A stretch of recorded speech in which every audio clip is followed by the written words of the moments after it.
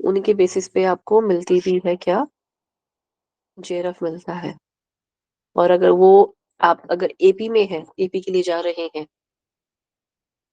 यानी कि assistant professor के लिए, तो उसमें भी अगर आपका प्रोजेक्ट यानी कि आपका जो टॉपिक आपने लिया है, अगर वो बहुत बहुत ही अलग है, और अलग से मतलब वैसा वाला अलग नहीं चाहिए उनको ये होता है कि क्या ये मैसिवली लोगों को टच करेगा और किस हद तक करेगा, क्या ये बहुत बड़ी खोज है। तो इस प्रकार से उसको देखते हुए गवर्नमेंट उसको एक्सेप्ट भी करती है फिर, ठीक है, बड़े लेवल। ठीक है, चलिए। बायोलॉजी एप्टीट्यूड में थोड़ी सी प्रॉब्लम थी, आपको हमने देख लिया, अभी आगे बढ़ते हैं।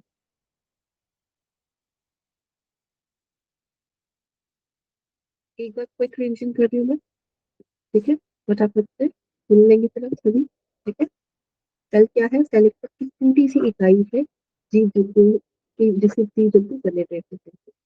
इसकी भी छोटी इकाई को अगर हम अच्छे से देखने की कोशिश करें, सेल जो खुद में एक छोटी सी इकाई है, तो छोटी इकाई है, वो महत्वपूर्ण है। ठीक है, वो किस चीज की बनी हुई होती है? वो बनी होती है एटम, मॉलिक्यूल, कंपाउंड, सेल।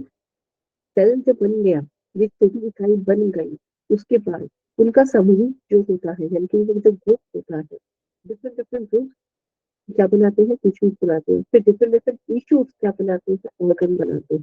तो यही बहुत सारे ऑर्गन जब साथ में मिलकर काम करते हैं, कार्य करते हैं, उन्हें हम सिस्टम कहते हैं, और इसी को हम आवाज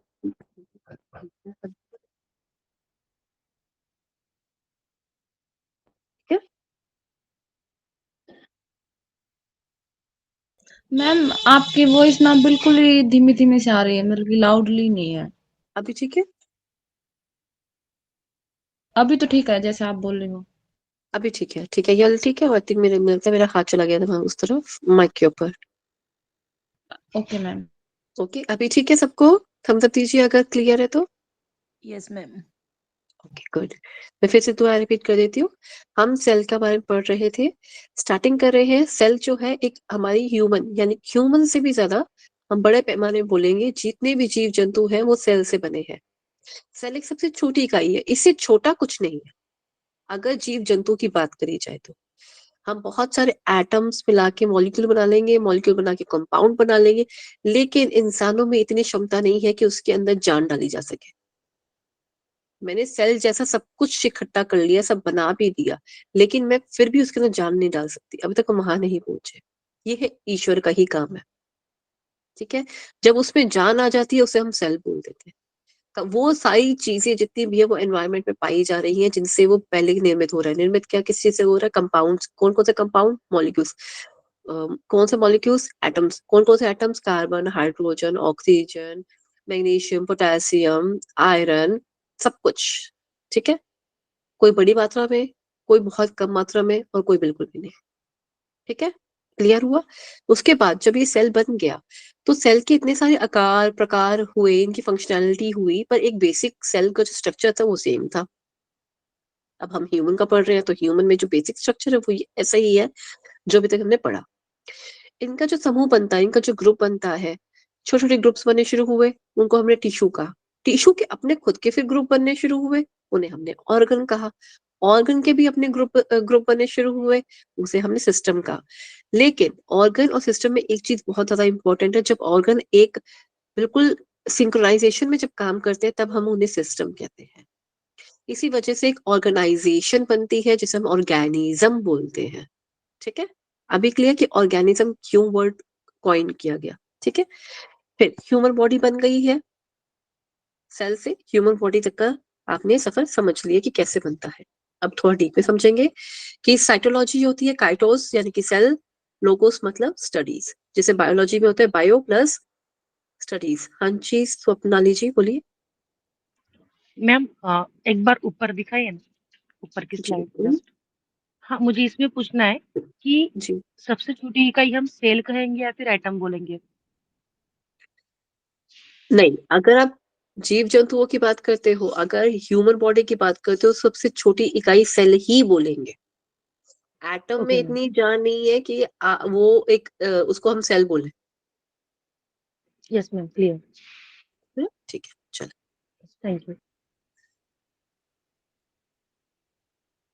ठीक है, साइटोलॉजी समझ आ गया। अगर मैं बायोलॉजी की बात बोलूं, फिजियोलॉजी की बात बोलूं, और कौन सी लॉजी आती है, काइनेसोलॉजी की बात करूं, तो इसमें क्या होता है, लॉजी का मतलब हमेशा आएगा स्टडी उस चीज की, ठीक है। यहाँ पे सेल की है साइटोलॉजी, साइटोलॉजी जो लैटिन वर्ड था सेला, और इसके अलावा काइटोस भी उसको बोलते हैं, उसको हम कहते हैं सेल। सेल का अपने में एक मतलब क्या था, स्मॉल रूम, ठीक है, इसलिए उसका शब्द आया छोटे से कमरे की स्टडी, उसको हमने कहा सेल स्टडी। तो ये मैं सिर्फ समझाने के बोल रही हूँ, ऐसे ही बोलेंगे, ठीक है। फिर कोशिका की संरचनाएं आ गई, साइटोलॉजी होता है, उसको हम लैटिन वर्ड में सेला बोलते हैं। इसको होलो कैविटी भी कहा जाता है, बिल्डिंग ब्लॉक ऑफ ऑर्गेनिज्म है, structural and functional unit of life है। इसको जरूर देख लीजिए एक बार, ये लाइन सबसे ज्यादा इंपॉर्टेंट है, ये वाली, ठीक है, ये बहुत इंपॉर्टेंट है शब्द, इनको जरूर ध्यान रखिएगा। चलिए आगे बढ़ते हैं फटाफट से। फिर इसके कुछ ऐसे पॉइंट्स है जिसको हमें देखना बहुत जरूरी है। Who is the father of cell? Robert Hooke. कब इन्होंने इसको ढूंढा था? 1665 में। बना तो वो माइक्रोस्कोप रहे थे देखने करने के लिए, पर धीरे धीरे उन्होंने किसका आविष्कार कर दिया? सेल का देखा उन्होंने, कॉर्क के अंदर उन्होंने सेल देखा था, डेड सेल को देखा था उन्होंने। फिर लिविंग सेल को किसने देखा था, जल्दी बताइए। Robert brown. Antony von Leeuwenhoek. हाँ जी, कल नोट नहीं किया था ठीक से सबने। एंटोन लियो हॉक ने इसको नोटिस किया था लिविंग सेल में। ही वॉज अ बायोलॉजिस्ट, ठीक है। उन्होंने किसके अंदर देखा था, क्लियर कीजिए मुझे फटाफट से। Human sperm. सॉरी, हाँ जी, human sperm. Human sperm. Yes मैंने क्वेश्चन यस मैम, पूछा, लिविंग सेल्स। हाँ लिविंग सेल जो उन्होंने देखा था वो अपने स्लाइवा से देखा था, saliva from his own mouth, उन्होंने उस पर चेक किया था, ठीक है। खैर वो उसमें नहीं है, ये सिर्फ एक स्टोरी फॉर्म में है ताकि आपको चीजें याद रहे, ठीक है। मैम एक चलिए, बार बता दो दोबारा, किसने देखा लिविंग सेल? लिविंग सेल देखा था एंटोन वैन लुई हॉक। इसमें नहीं लिखा हुआ ना, आई थिंक आपके नोट्स में। लिखा नहीं हुआ मैम इसमें। हाँ, मैं लिख देती हूँ। एंटोन वैन ल्यू हॉक ने क्या किया था, लिविंग सेल का देखा था। I'm quite doubt कि इसमें पूछेंगे कि भी नहीं पूछेंगे आपसे, तो मुझे थोड़ा डाउट है, पर फिर भी बताना चाह रही हूँ कि शायद पूछ लिया जाए, तो क्योंकि ये दो बड़ी स्टडीज है इसके ऊपर, सेल के ऊपर, तो हो सकता है इसके ऊपर क्वेश्चन बन के आ जाए, ठीक है। फिर आता है सेल थ्योरी। सेल थ्योरी बताइए किसने दी थी, जल्दी जल्दी बताइए। Schleiden and Schwann. Theodor Schwann एक ही नाम है? नहीं, दो मैम। नहीं, थियोडर शॉन एक नाम है, देन मैथियास शेल्डन अलग नाम है, ठीक है, क्लियर। ये दोनों साथ साथ में काम करते थे ऑलमोस्ट। एक बायोलॉजिस्ट था, एक जूलॉजिस्ट था, सॉरी एक बॉटनिस्ट था, बायोलॉजिस्ट नहीं, बॉटनिस्ट था, और एक जूलॉजिस्ट था, ठीक है। तो एक ने प्लांट में देखा था और एक ने एनिमल में देखा था। तो जिसने प्लांट में देखा था वो था मैथियास चिल्ड्रन, वो बॉटनिस्ट थे, ठीक है। इन्होंने कहा प्लांट में ना एक सेल वॉल होती है, इसमें सेल होता है। अच्छा जी, फिर इसके थोड़ा टाइम बाद आए थियोडर शेल्डन जी, उन्होंने कहा कि अच्छा इस ह्यूमंस में भी सेल होता है, लेकिन इसमें सेल वॉल नहीं होती, इसमें सेल वॉल नहीं होती। ये सिर्फ कहानी के रूप से बता रही हूँ, ऐसे वैसे एक्चुअली हुआ भी यही था, कहानी के रूप में इसलिए बता रही हूँ, चीजें याद रहती है, इजी हो जाता है। बाकी आपको इतना इन डेप्थ नहीं जान, सिर्फ नाम नाम याद रखो, स्टोरी फॉर्म में थोड़ा याद रखते हो ना तो याद रहता है, मजा आता है पढ़ने में, ठीक है। हो गया ना। फिर रुडोल्फ विर्चो जो आए थे, उन्होंने सेल थ्योरी दी और उन्होंने कहा आगे से, इन्होंने तो सेल थ्योरी दी कि इससे बने हुए हैं सेल के बारे में, उन्होंने जो बातें कही। रुडोल्फ विर्चो ने कहा आगे से कि जितने भी सेल हैं बने हुए, वो प्रीवियस सेल से बने हुए हैं, और हर चीज जो जीव जंतु है वो सेल से बनी हुई है, ठीक है। इस तरह की सेल थ्योरी उन्होंने रखी थी। जितने भी लिविंग ऑर्गेनिज्म और लिविंग थिंग्स है वो सेल से बने हुए हैं, और वो सेल्स प्रीवियस क्रिएटेड सेल से बने हैं, ठीक है। सॉरी। फिर आता है न्यूक्लियस की डिस्कवरी किसने की, बताओ। Robert brown. Ma'am Robert. ये रॉबर्ट ब्राउन है, ठीक है, चलिए फटाफट से अब आगे बढ़ते हैं। ये वाली एक बार देख लेंगे, इसको जरूर देख लीजिएगा। सबसे बड़ा कोशिका किसका है? शुतुरमुर्ग का अंडा। सबसे छोटी माइकोप्लाज्मा। मनुष्य का सबसे बड़ा सेल कौन सा है? महिला का ओवम। और सबसे छोटा सेल जो है पुरुष का स्पर्म। छोटी कोशिका कौन सी है? Ribosome. Ribosome is very important, छोटी के नाम पे भी है और इसका एक और फंक्शन भी है जो आगे चल के पढ़ोगे। ठीक है, तो इसके ऊपर क्वेश्चन बन जाता है। सबसे बड़ी कोशिका न्यूक्लियस। क्यों? क्योंकि इसके अंदर हमारी हेरिडिटरी इंफॉर्मेशन है, इसमें डीएनए पाया जाता है। ठीक है, main parts of the cell, cell membrane हम कर चुके, चार दीवारी, साइटोप्लाज्म, अंदर की हवा, अंदर का जल, सब कुछ। न्यूक्लियस, उसके अंदर रहने वाले लोग समझ लीजिए, लोग नहीं कहेंगे, इसके अंदर इसकी तिजोरी जिसके अंदर असली सामान रखा गया है, डीएनए। ठीक है, सेल मेम्ब्रेन का हमेशा ध्यान रखिएगा, सबसे बड़ा कार्य क्या होता है? प्रोटेक्शन देना, स्ट्रक्चर देना, किसको? सेल को। मेम्ब्रेन का काम है। ओके, ठीक है। साइटोप्लाज्म हम कर चुके हैं, बहुत बार कर चुके हैं, फिर भी एक बार देख लेते हैं। ये साइटोप्लाज्म जो होता है एक तरह का क्या होता है? सेल के बीच में रहने वाला, कोशिका के भीतर में रहने वाला समस्त भाग है।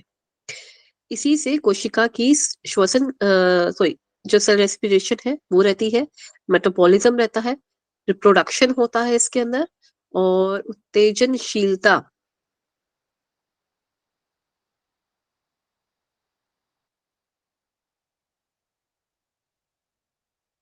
उत्तेजनशीलता को इंग्लिश में क्या कहेंगे?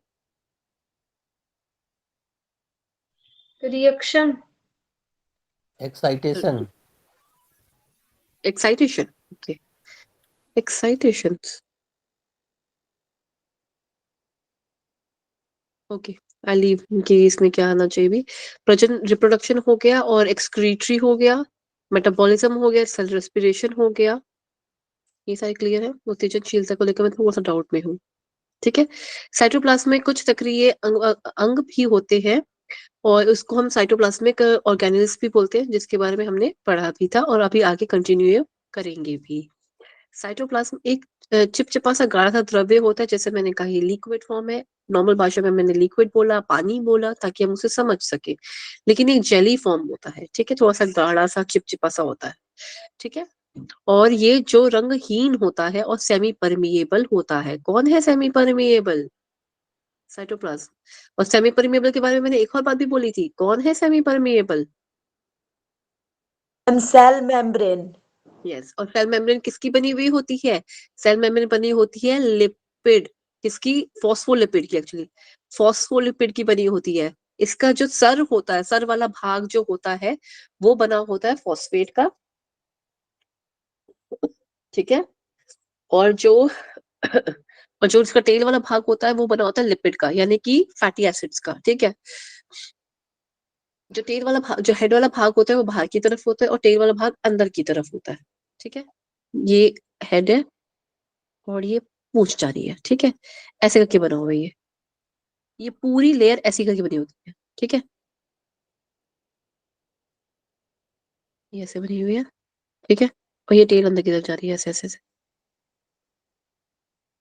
ये ऐसे बनी होती है लेयर। ठीक है, इसको इसलिए हम लिपिड बाय लेयर बोलते हैं। क्या बोलते हैं? Phospholipid bilayer. Bilayer का मतलब क्या हो गया? Simply two. ठीक है, दो तरीके की इसमें बनी होती है। इसमें ये क्या कार्य करता है? ये जो वाला भाग है ना, ये इसको कहते हैं हम पानी की तरफ हाइड्रोफिलिक, और ये होता है हाइड्रोफोबिक।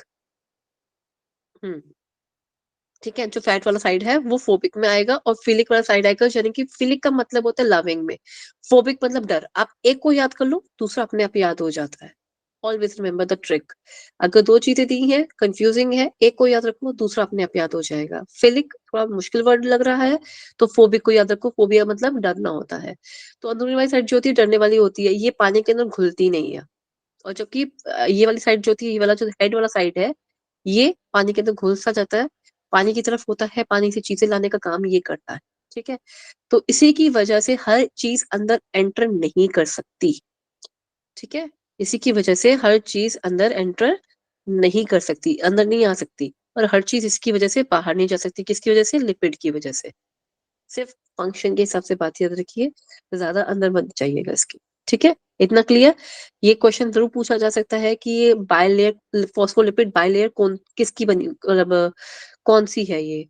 लाइसोसोम की है, या साइटोप्लाज्म की है, किसकी है, माइटोकॉन्ड्रिया किसकी है, तो आप कहेंगे सेल मेम्ब्रेन की है। ठीक है, सेमी परमेबल होती है, सिलेक्टिव मेम्ब्रेन भी बोलते हैं उसको, सेमी परमेबल और सिलेक्टिव मेम्ब्रेन भी बोलते हैं। ठीक है, दिख रहा है ना आप सबको? सॉरी, चले आगे। साइटोप्लाज्म भी हो गया हमारा। हाँ, साइटोप्लाज्म में हमारे लिविंग सेल्स भी होते हैं, लिविंग ऑर्गेनल्स भी होते हैं और नॉन लिविंग। नॉन लिविंग वही चीजें हैं जो शुरुआत में मुझसे क्वेश्चन पूछा गया था एटम वाली बात का। ठीक है, इसमें वो सारी इनऑर्गेनिक और ऑर्गेनिक बातें चीजें आ जाती हैं। ठीक है, जिनमें कोई भी जान नहीं है, किसी भी प्रकार की कोई जान नहीं, कोई ऊर्जा नहीं है इसके अंदर। ठीक है, लेकिन जो लिविंग है उसके अंदर है। और कल वाली बात भी शायद आई होप लास्ट क्लास में जो आपको बताया गया था वो आप सभी को याद होगा कि मैंने किस तरह से उसके अंदर डिफरेंशिएट करने के लिए समझाया भी था। ठीक है, अब ये जो लिस्ट है इसको अच्छे से याद रख लीजिएगा क्योंकि पूरा सेल इसी पे ही है आपका। यही इन्हीं की डेफिनेशंस मेजरली याद करनी है आपने, इनकी फंक्शनैलिटी मेजरली याद करनी है।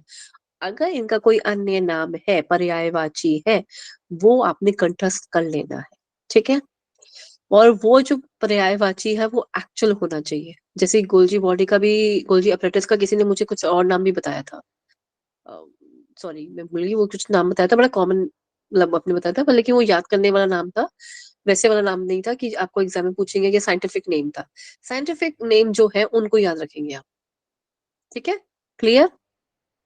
जैसे गोल्जी एपरेटस है तो गोल्जी बॉडीज भी इसी का ही नाम है, तो आप ये वाला नाम याद रखोगे। जो मैंने बताया किसी और ने बताया वो और कोई और नाम नहीं याद करेंगे आप। ठीक है, जैसे यहाँ पर एक और है, लाइसोसोम सुसाइडल बैग कहा जाता है। सुसाइड नहीं है, सुसाइडल बैग है। ठीक है, क्या करता है ये, जब ये अभी पढ़ते हैं आगे। ठीक है, ये हम क्लियर कर चुके थे। माइटोकॉन्ड्रिया, माइटोकॉन्ड्रिया मैंने आपको बताया था पावर हाउस आपके घर की बिजली का काम करता है जैसे कि, और बिजली हर कमरे की अलग अलग होती है, हर कमरे में अलग से बिजली पहुंचाई जाती है। ऐसा तो है नहीं कि पावर हाउस बाहर ही है तो वहीं जाके हम जाएंगे बिजली लेने के लिए, भाई मेरे घर में, मेरे कमरे में पंखा चला दो, मेरे कमरे में एसी चला दो, नहीं ना। तो माइटोकॉन्ड्रिया को पावर आपको हर रूम में पहुंचाता है ना, ऐसे ही माइटोकॉन्ड्रिया हर एक के पास जाके पावर पहुंचाता है। ठीक है, इसकी जो काल होता है माइटोकॉन्ड्रिया का 5 से 10 दिन होता है। साइज दे दिया है, साइज जनरली नहीं पूछते पर फिर भी देख लीजिएगा आप।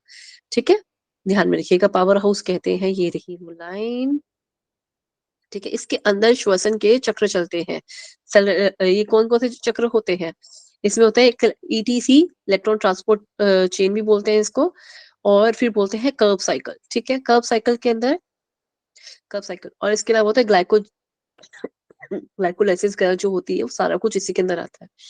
डाइट एंड न्यूट्रिशन में ये टॉपिक आएगा, वहां बहुत ध्यान से पढ़ लीजिएगा, ये टॉपिक उठता है तो आपको ये समझ आ जाएगा ये कहाँ हो रहा है एनाटॉमिकली। ठीक है, फिर माइटोकॉन्ड्रिया के कार्य हम देख चुके हैं, मैंने बताया अभी, इसमें एटीपी होता है। जब हमने बताया ना, मैंने आपसे कल भी बताया था ये बात, याद होगी आपको भी शायद, कि दो, कोई मॉलिक्यूल है, कोई कंपाउंड है, जब उनको तोड़ते हैं उनका जो बॉन्ड टूटता है उसमें से एनर्जी रिलीज होती है। उस एनर्जी को समेट कर रखने के लिए उसको हम एटीपी फॉर्म में उसको समेट कर रख सकते हैं। एक ही फॉर्म है हमारे पास समेटने के लिए। ठीक है, तो वो समेट के रखी एनर्जी कैसे, माइटोकॉन्ड्रिया ने एटीपी में। अब एटीपी को समझने के लिए आप इतनी बात, एटीपी का मैं फुल फॉर्म आपके पास थी ना, मैं लिखवाई थी आपको इस, तो फर्स्ट क्लास में मैंने आपको लिखवाया था ना, adenine triphosphate, right? Okay, adenine triphosphate, adenine, sorry adenosine adenosine triphosphate. Triphosphate. ठीक है, तो ये आप याद जरूर रखिएगा, ये आपको बार बार पूछा भी जाता है, ये बहुत कॉमन क्वेश्चन है।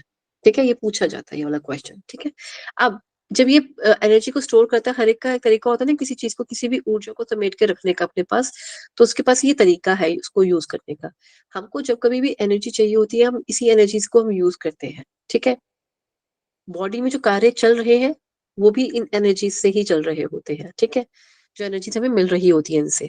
माइटोकॉन्ड्रिया के भीतर स्टेरॉइड्स भी होते हैं, लिपिड का फैट्स का जो ऑक्सीडेशन होता है वो भी यहीं पे ही होता है। हेमोग्लोबिन के अंदर जो हीम वाला पार्ट है, आयरन वाला पार्ट है, वो उसका भी संश्लेषण यहीं पे ही होता है। किसमें होता है? माइटोकॉन्ड्रिया में। गोल्गी एपरेटस की बात करेंगे। गोल्गी एपरेटस की भी अपनी एक मेम्ब्रेन होती है। ये मेम्ब्रेन का एक समूह है जो न्यूक्लियस के आसपास घूमता रहता है, न्यूक्लियस के आसपास ही रहेगा ये। जैसे कि उसको कुछ चाहिए होता है, उसका काम लाने जाने का काम ये करता है, वेस्टेज को हटाने का काम करता है। तो इस तरह के कार्य जो करता है वो कौन करता है? गोल्गी एपरेटस करता है। अब जैसे मैंने गोल्गी एपरेटस का बताया था, it has so many things to do. तो इसके बहुत सारे काम है करने के लिए। वेस्टेज को उठा के लेके बाहर फ्लश आउट करने के लिए देना, प्रोटीन का सिंथेसिस कर रहा है, सॉरी, सॉर्टिंग, मॉडिफिकेशन और ट्रांसपोर्ट का काम कर रहा है किसका? प्रोटीन का और लिपिड्स का। ठीक है। और वेस्टेज का तो मैंने बता दिया। पॉलीसैकेराइड्स की जो सिंथेसिस है उसका काम भी कर रहा है। ठीक है। अब आ जाते हैं endoplasmic reticulum.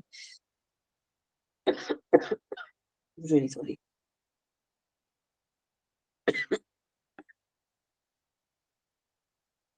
Excuse me.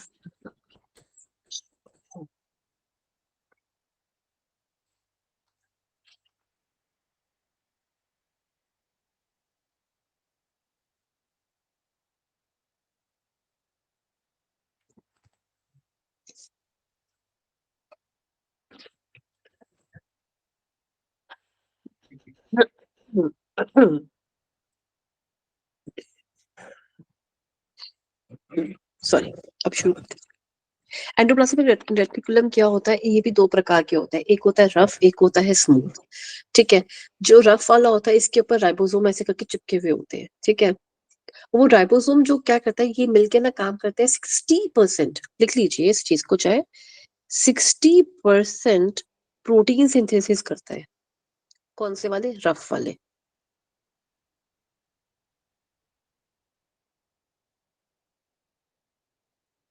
Sixty percent. ठीक है। 60% मैन्युफैक्चरिंग ये करते हैं। सॉरी। तो स्मूथ वाले का काम क्या होता है? फिर स्मूथ वाला क्या काम करता है? स्मूथ वाला डिटॉक्सिफिकेशन का काम करता है। ठीक है। डिटॉक्सिफाई करना यानी कि जो भी गंदगी है या जमी हुई है उसकी सफाई वगैरह करना, आप ये समझे। ठीक है। उसको डिटॉक्सिफाई करना, उसको शरीर में से बाहर निकालने का काम कौन करता है? स्मूथ वाला काम करता है, शरीर में से, सेल में से। ठीक है। अब यह साइटोप्लाज्म में मेम्ब्रेन कैनाल्स के जाल की समान संरचना होती है इसकी। इसे कोशिका का कंकाल भी कहा जाता है। यह पेशियों में इम्पल्स का संवाहन भी करते हैं, वहन करते हैं। लीवर में प्रोटीन लीवर में प्रोटीन कार्बोहाइड्रेट्स का संश्लेषण करते हैं। स्टमक में HCl का स्त्रावण करते हैं। ये फंक्शनैलिटी जरूर लिख लीजिएगा कि ऑर्गन वाइज इसको डिफाइन कर रहा है, इसलिए। ठीक है। लीवर प्रोटीन का और कार्बोहाइड्रेट्स का संश्लेषण करता है और स्टमक में HCl का। ठीक है। ये दो प्रकार का है जैसे मैंने बताया, रफ और स्मूथ। रफ में क्या होता है? राइबोसोम लगा हुआ होता है, उसके कण पाए जाते हैं और ये प्रोटीन का निर्माण करता है। कितना? 60%। फिर स्मूथ आता है, इसमें कोई राइबोसोम नहीं होता और ये डिटॉक्सिफिकेशन का काम करता है और लिपिड स्टोर का स्टेरॉयड का निर्माण भी करता है। ठीक है। I am sorry. इसके अलावा आपका आता है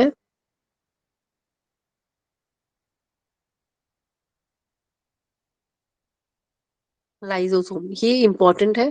इसके पर जनरली क्वेश्चंस मैंने बहुत बार देखे हैं और बहुत कॉमन क्वेश्चन भी इसके ऊपर आते हैं हमेशा।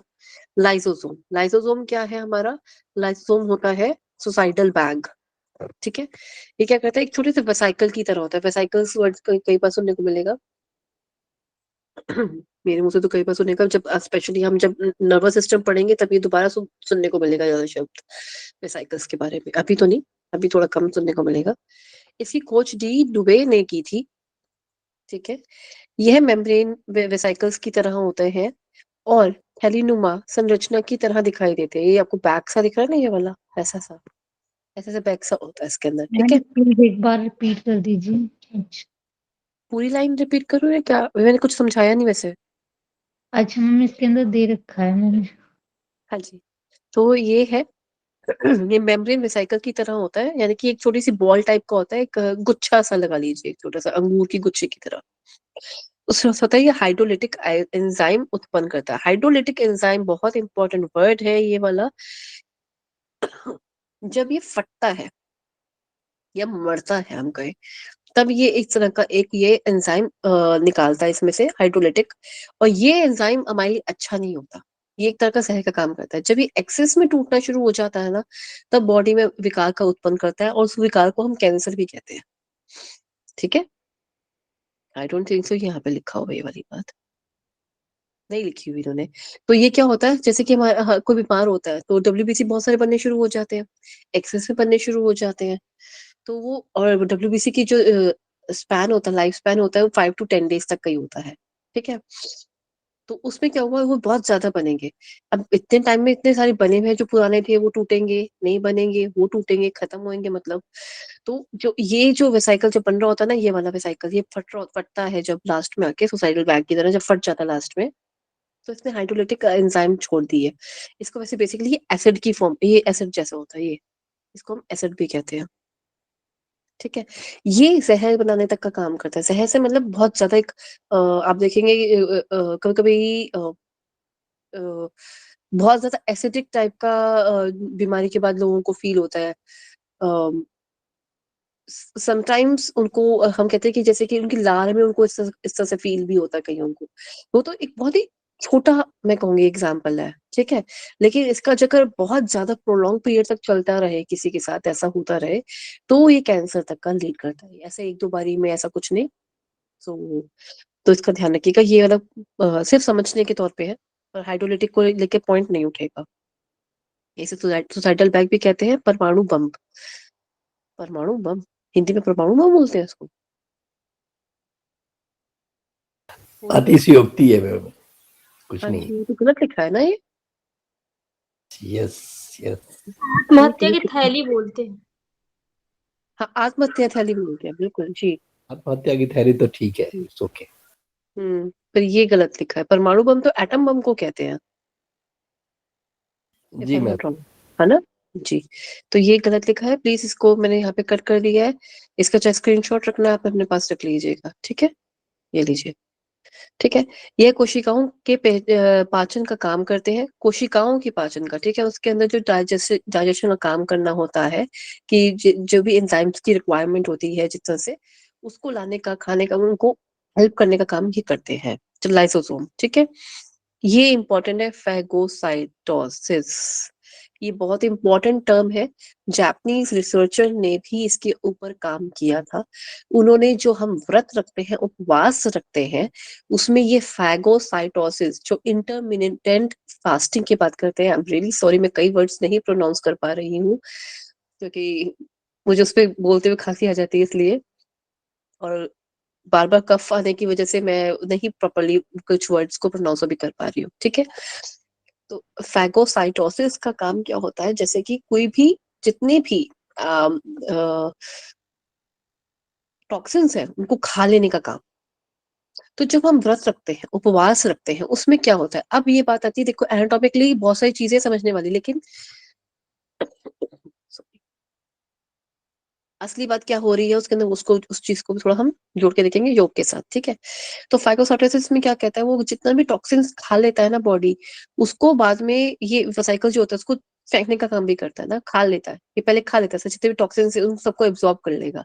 जैसे कि आपके घर में सफाई करने वाले कपड़ा होता है ना, सफाई तो आप उसी कपड़े से करोगे, अपने हाथ से तो करोगे नहीं। कोई भी कपड़ा ले लीजिए, तो अच्छा कपड़ा हो ज्यादा अच्छी सफाई और लॉन्ग टर्म सफाई करेगा। लेकिन कुछ टाइम बाद आपको उसको धोना ही पड़ेगा ना, एट दी एंड। चाहे आपने 2 टेबल साफ कर लिए, उसके बाद आप उसको धोना पड़ जाए, अब डिपेंड की टेबल पे कितना बहुत ज्यादा अगर गंदगी थी, तो उस हिसाब से वो गंदा हो जाएगा। बहुत कम गंदगी थी, तो हम 4-5 चीजें और साफ कर सकते हैं। तो इट डिपेंड्स ऑन इट कि वो कितना टॉक्सिन्स एब्जॉर्ब कर लेता है, और किसने कितना टॉक्सिन्स दिया हुआ है या है उसके पास।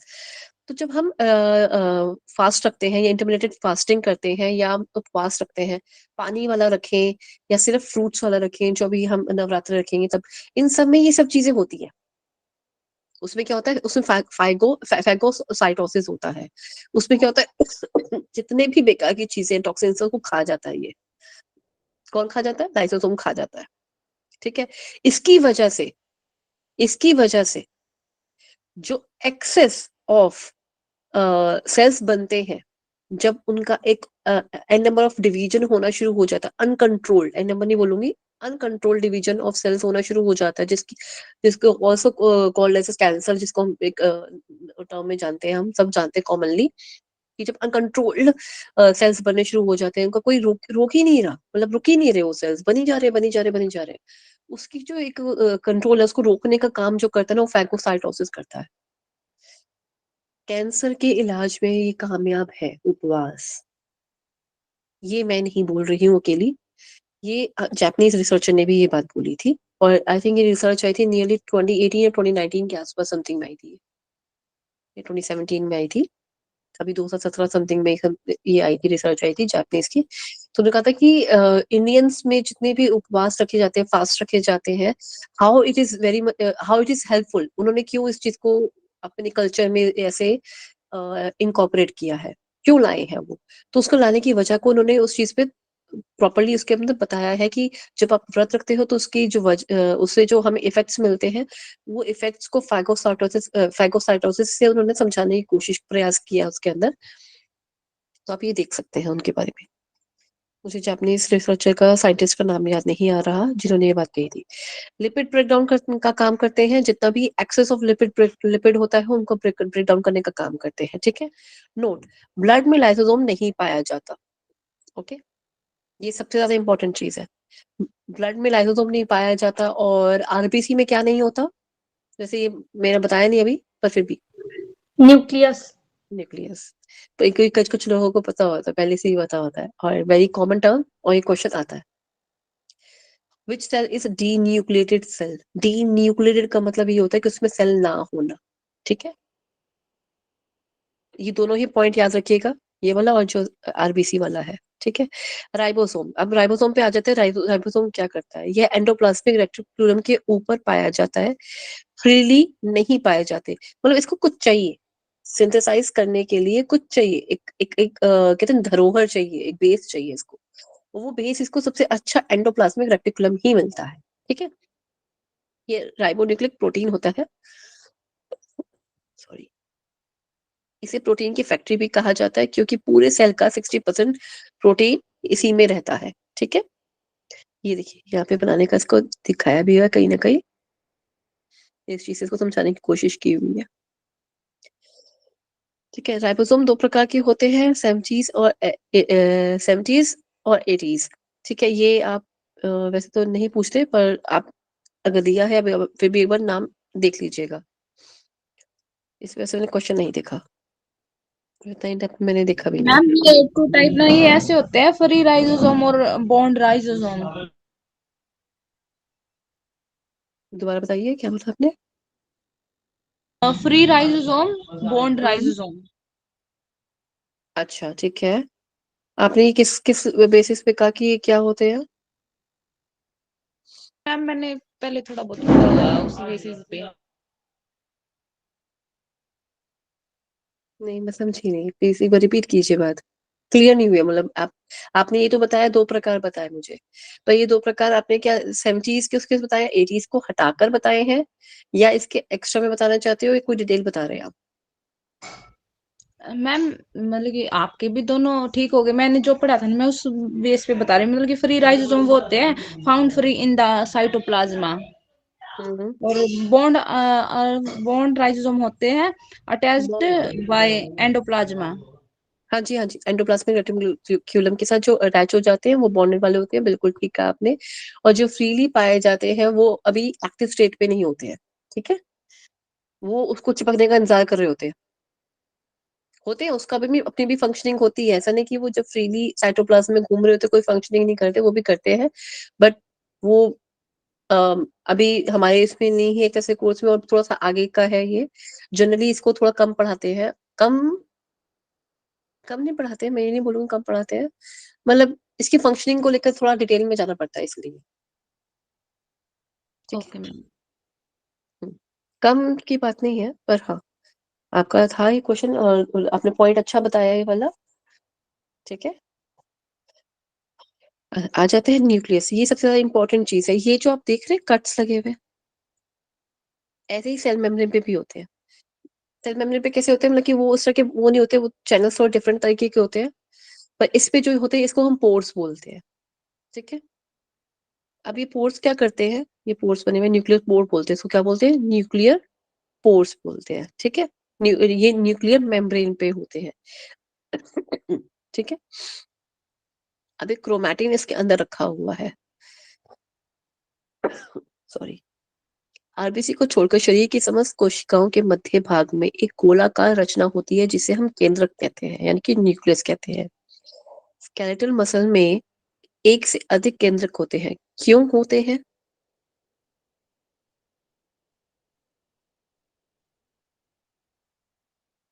क्यों होते हैं? किसी ने, अच्छा ठीक है, ये मैं आपसे बाद में क्वेश्चन पूछूंगी, ठीक है। 2-3 चीजें इसके अंदर और समझाने वाली है, मैं आपको बता दूंगी, ठीक है। स्केलेटल मसल्स में अभी आप इसको अभी इतना ही याद रखिए कि इसमें ज्यादा होते हैं और इसमें कम होते हैं, ठीक है। फिर केंद्र कोशिका का सबसे बड़ा अंगक ऑर्गेनल होता है ये। इसे ब्रेन ऑफ द सेल भी कहते हैं, कंट्रोलर ऑफ द सेल भी कहते हैं। इसमें टाइनी पोर होते हैं, जिसे हम न्यूक्लियर पोर ये वाले, जिसके द्वारा इसमें पदार्थों का आदान प्रदान भी होता रहता है, ठीक है। आरबीसी में ये नहीं होता न्यूक्लियस, क्योंकि अगर आरबीसी में अगर न्यूक्लियस होगा तो वो ऑक्सीजन ले जाने का काम नहीं कर पाएगा, क्योंकि ये स्पेस ले लेगा, इसलिए डीन्यूक्लिएटेड हो जाता है। लेकिन ये मैच्योर होने के बाद होता है। जब आरबीसी मैच्योर हो जाता है ना, तब उसमें न्यूक्लियस नहीं आता, लेकिन जब वो इमेच्योर होता है तब उसमें न्यूक्लियस होता है। मतलब जब बेबी आरबीसी होगा तो उसके अंदर होता है, लेकिन जो एडल्ट हो जाता है, मतलब मैच्योर हो जाता है, तब उसमें नहीं होता, ठीक है। तो हो सकता है कि यहाँ से कोई बात अगर आपको कंफ्यूज कर जाए तो ये ध्यान रखिएगा, ठीक। अब आता है स्केलेटल मसल्स में, ये अधिक मात्रा में सॉरी, एक से अधिक मात्रा में होते हैं। ये सेल की हेड्स के ऊपर भी होता है, सेल की पावर के ऊपर भी होता है, और सेल की यूसेज के ऊपर भी होता है, ठीक है। सॉरी, यूसेज नहीं बोलेंगे, सेल की मेन पावर्स के ऊपर होता है। स्केलेटल सेल्स की जो पावर्स होती है, हमें जो जो बहुत ज्यादा पावर में काम करना होता है स्केलेटल सेल्स की, के लिए हमें ये एक से ज्यादा होता है। ऐसे ही माइटोकॉन्ड्रिया बहुत ज्यादा होते हैं, जो स्केलेटल मसल्स के होते हैं उसके अंदर, ठीक है। फिर आता है अगर इसका ठीक है, केंद्रक के ऊपर परत के सॉरी, केंद्रक की ऊपरी परत को केंद्रक कला यानी कि न्यूक्लियर मेम्ब्रेन कहा जाता है। इसकी भी अपनी एक मेम्ब्रेन होती है, क्योंकि इसमें बहुत सारी चीजें जो बहुत, जैसे कहते हैं तिजोरी, घर के अंदर बहुत सारी अलमारियां थी, पर उसके अंदर भी आपने एक छोटी सी और अलमारी रखी, वो भी लोहे की, उसपे भी ताला लगा के रखा है, वो भी डिजिटल लॉकर टाइप का, या कोई और अन्य लॉकर भी लगा के रखा आपने, कितना खुफिया बना के रखा आपने उसे, ठीक है ना। क्यों? क्योंकि उसके अंदर आपने बहुत कुछ कीमती सामान रखा हुआ है। अब दैट कीमती could be anything, like in terms of stones, यानी कि जो कोई भी जवाहरात जिसे हम कहते हैं, गोल्ड हो सकता है, और क्या हो सकता है उसके अंदर, कोई प्रॉपर्टी के कागज हो सकते हैं, कुछ भी हो सकता है ना, कोई भी चीज हो सकती है, लेकिन something which is very important, very precious to you. ऐसी सेल के पास जो सबसे ज्यादा प्रेशियस चीज थी, कोई ना कोई चीज तो सबके पास कुछ ना कुछ इंपॉर्टेंट या बहुत खुफिया टाइप की होती ही होती है, सिर्फ योगियों के पास नहीं होती। तो इन्होंने उस सेल के अंदर जो न्यूक्लियस है, उसके अंदर वो चीज को संभाल के रखा हुआ है। कैसे संभाल के रखा हुआ है? उस न्यूक्लियस मेम्ब्रेन की वजह से उसने उसको संभाल के रखा हुआ है, सुरक्षित करके रखा हुआ है, कि आप जो बाकी का बाहर प्रोटीन बना रहे हो, कार्बोहाइड्रेट को तोड़ रहे हो, एनर्जी ला रहे हो, दे रहे हो, सब कुछ कर रहे हो, कोई दिक्कत नहीं है, लेकिन मैं क्रोमोसोम यानी डीएनए को मैं ओपन नहीं छोड़ूंगा, न्यूक्लियस नहीं का, मैं इसको ओपन नहीं छोड़ूंगा, इसे मैं अपने पास समेट के रखूंगा, और उसको प्रॉपर्ली कवर करके न्यूक्लियस मेम्ब्रेन के साथ उसको कवर करके रखेंगे। इसलिए दो चीजों में, वैसे तो हमारे जो ह्यूमन सेल्स के अंदर जो हमारे जिस प्रकार का हमारा सेल है, इसमें ऑलमोस्ट हर ऑर्गेनल के पास अपनी एक एक मेम्ब्रेन है, ऑलमोस्ट हर ऑर्गेनल के पास है, ठीक है। पर न्यूक्लियस की मेम्ब्रेन की जो न्यूक्लियर मेम्ब्रेन जो होती है, ये ज्यादा स्ट्रॉन्ग मेम्ब्रेन है, ठीक है। न्यूक्लियस के भीतर विद्यमान द्रव का न्यूक्लियोप्लाज्मा होता है। जैसे सेल के अंदर साइटोप्लाज्म था, ऐसे इसके अंदर न्यूक्लियोप्लाज्म है। अब ये पॉइंट मैंने आपको पहले भी कराया था जब फर्स्ट क्लास थी। Nucleo nucleoplasm nucleoplasm plus cytoplasm equals to protoplasm. हाँ जी, ये क्वेश्चन उठता है, ठीक है, ये क्वेश्चन जनरली उठता है।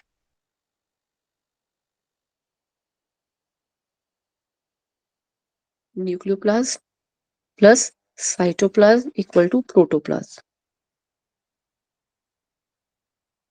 ठीक है, ये याद रखिएगा, इंपॉर्टेंट आता है। अच्छा, न्यूक्लियोप्लाज्मा में सूत्रवत रचनाएं पाई जाती हैं जिन्हें गुणसूत्र क्रोमोसोम कहते हैं। क्रोमोसोम क्या है? क्रोमोसोम को इसमें डीएनए है, ठीक है, डीएनए को मैं छोटा मतलब उसको फोल्ड करती गई, तय करके रखती गई। अब जगह ज्यादा ना ले तो मैंने उसके अंदर कुछ प्रोटीन और डाल के ना उसको और ज्यादा पैक कर दिया। जैसे आजकल कुछ बैग्स आ रहे हैं, आप लोगों ने शायद नोटिस करा होगा, कुछ ऐसे बैग्स आते हैं जिसके अंदर हम रजाई या कंबल जो भी है उसके अंदर हम डाल देते हैं और बाद में ना एयर प्रेशर से ना उसकी जो कंप्रेसर होता है उसे खींच के उसकी जितनी भी हवा है अंदर की उसको खींच के पंप से और उसको और ज्यादा कंप्रेस कर देते हैं। ये तो हो गया एक नॉर्मल। मार्केट में भी आप कभी नोटिस करेंगे, अगर पिलोस भी लेने जाते हैं तो बहुत पतले से पिलो मिलेंगे, ऐसे घर आएंगे जैसे ही खोलेंगे बिल्कुल बड़े हो जाएंगे, ऐसे बुप, ऐसे खुल से जाते हैं, बड़े हो जाते हैं। तो क्रोमोसोम के अंदर जो इतने सारी लेयर्स ऑफ डीएनए पड़े हुए हैं ना इसके अंदर, उसको समेट कर रखने का जो काम है ना क्रोमोसोम के अंदर, वो कुछ प्रोटीन साथ में मिलकर काम करती है, इसलिए वो छोटू सा बन जाता है लास्ट में। अदरवाइज वो खोलने बैठे तो बहुत लंबी चेन है ये, बहुत लंबी चेन है ये, ठीक है। डीएनए प्लस हिस्टोन्स, ये है हिस्टोन्स, इसे कहते हैं क्रोमैटिन। प्रत्येक क्रोमैटिन में क्रोमोसोम होते हैं। इन क्रोमोसोम पर लड़ी के रूप में अनेकों सूक्ष्म रचनाएं विद्यमान होती हैं जिन्हें जीन कहते हैं। अब ये कैसे होता है? जैसे ये है ना, ये है, मान लीजिए ये हो गया, ये तो ये जो लगे हुए ना डेडेड कलर डॉट्स लगे हुए नहीं रहे ना,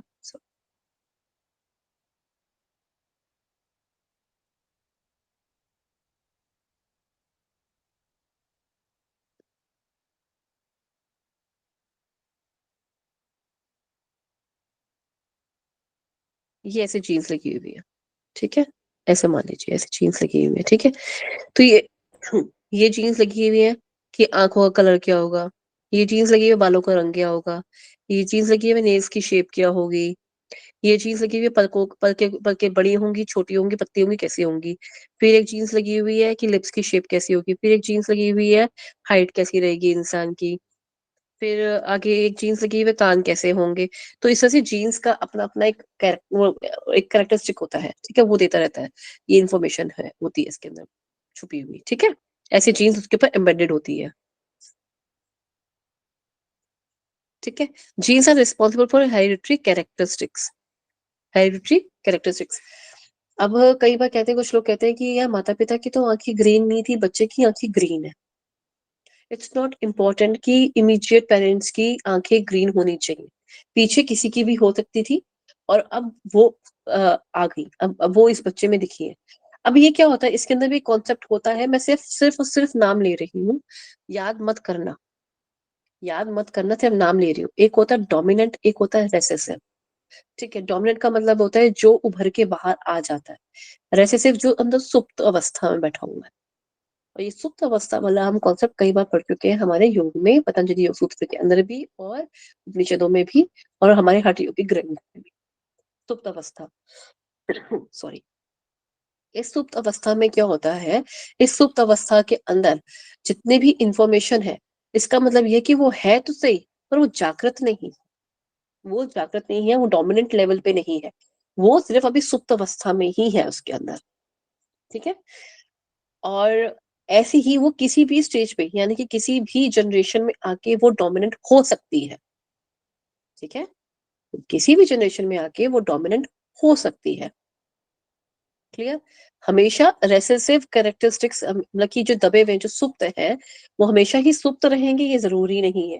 वो किसी भी जनरेशन में किसी भी टाइम पे किसी भी टाइम पे मीन्स वो कभी भी बाहर निकल सकते हैं, मीन्स बर्थ के टाइम पे आंखें ग्रीन थी तो आंखें ग्रीन ही रहेंगी, ऐसा नहीं बाद में ब्लू श्लू हो जाएंगे।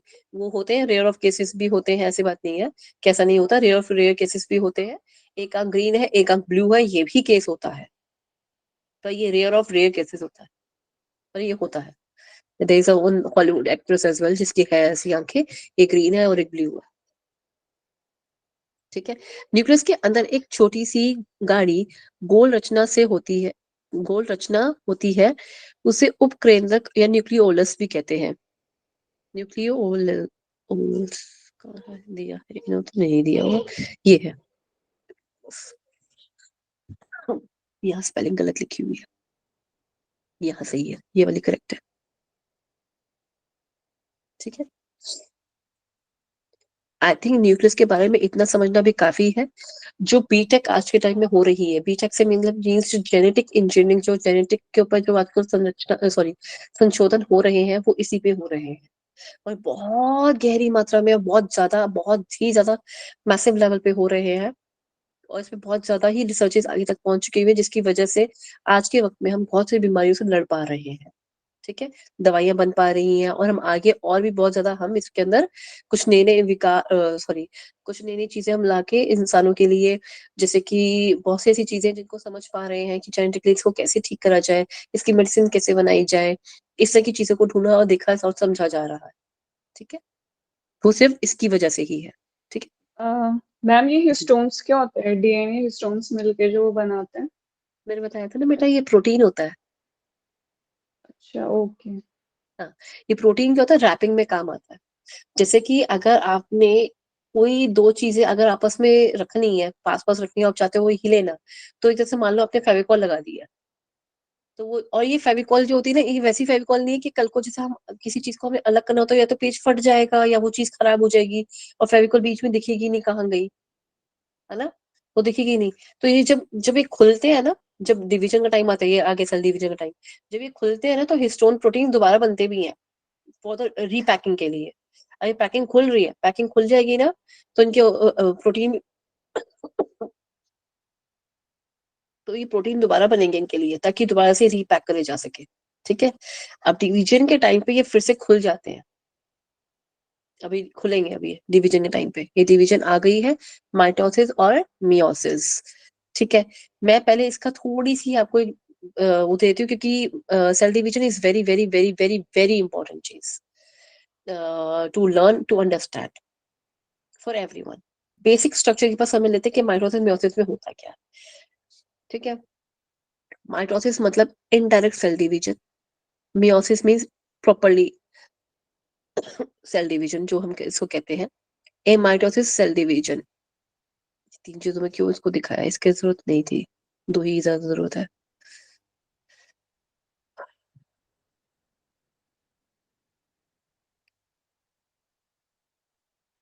सॉरी मैम, बट मैम 8 बजे से ना एक क्लास और है, आई एम तो सॉरी, मैम थोड़ा नोटिस नहीं किया। खाना बना के खाने में मैम थोड़ा टाइम लग जाता है इसलिए। हाँ, क्योंकि मेरे को ये आपको आज मैं करवा भी नहीं सकती, क्योंकि cell division is a quite big concept और थोड़ा सा यस मैम। ट्रिकी है। मैं नहीं अब आज करूंगी इसको, कोशिश करेंगे हम इसे कल ही करेंगे। ठीक है। पर इतना याद रखिएगा कि cell division is a very important thing. हालांकि बहुत ज्यादा नहीं डिटेल में नहीं है आपके, पर मेरे को करवाना जरूरी है आपको डिटेल में, क्योंकि इसके कुछ क्वेश्चंस मैंने देखे थे, ये थे डिटेल में, बहुत डिटेल में नहीं थे पर थे डिटेल। तो we won't go in too much in deep, but yes, ये करना है। इतना क्लियर कर देती हूँ, माइटोसिस और मियोसिस दो दो सॉरी, दो प्रकार का सेल डिवीजन होता है। मैंने आपको फर्स्ट क्लास में बताया था कि हमारे स्पर्म में और ओवम में जो होते हैं 23 क्रोमोसोम पाए जाते हैं, पेयर नहीं, 23 क्रोमोसोम पाए जाते हैं। वहीं बाकी के दूसरे सेल्स जो है बॉडी के, उनके अंदर क्या पाए जाते हैं, 23 पेयर, यानी कि 46 क्रोमोसोम पाए जाते हैं। ये याद है आप सबको? Yes ma'am. ये अब हम यहाँ पढ़ेंगे, उसके बारे में हम इसके डिवीजन के अंदर पढ़ेंगे। ठीक है। ओके। अभी नहीं पढ़ेंगे, अगली कक्षा में हम पढ़ेंगे। आज के लिए हम पूर्ण विराम लगाते हैं। क्लास रिकॉर्डिंग में ऑफ रखो।